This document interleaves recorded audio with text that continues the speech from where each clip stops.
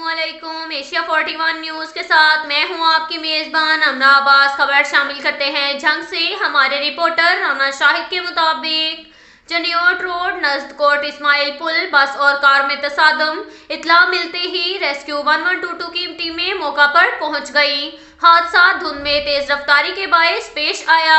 हादसे में car driver जान भग जबकि दूसरा शख्स जख्मी हो गया। जान भग शख्स की डेड बॉडी और जख्मी को इब्तदाई तिब्बी इमदाद के बाद तहसील हेडक्वार्टर मुंतकिल किया जा रहा है। अंसवल सहराब खान उम्र 30 साल सकना मुजफ्फरगढ़ जान भग। मुनीर अहमद वल सराब खान उम्र 35 साल सकना मुजफ्फरगढ़ जख्मी हुए। इसके साथ साथ खबर शामिल करते हैं जंग से। हमारे रिपोर्टर राना शाहिद के मुताबिक चनियोट रोड नज़द नाबू कोटली पुल पर दो मोटरसाइकिल आपस में टकरा गईं। इत्तला मिलने पर रेस्क्यू 1122 की टीमें मौका पर पहुंच गईं। हादसा तेज रफ्तारी के बायस पेश आया। हादसे में मोटरसाइकिल पर सवार एक शख्स जान भग जबकि 3 अफराद जख्मी हो गए।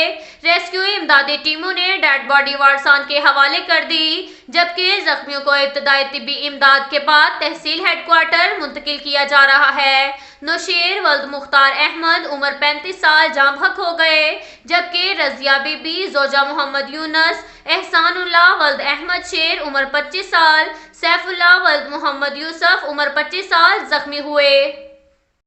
इसके साथ साथ एक और खबर शामिल करते हैं जंग से। हमारे रिपोर्टर राना शाहिद के मुताबिक 5 फरवरी यौम यकजहती कश्मीर पाकिस्तान के दूसरे शहरों की तरह जंग में भी जोशो जज्बे से मनाई गई।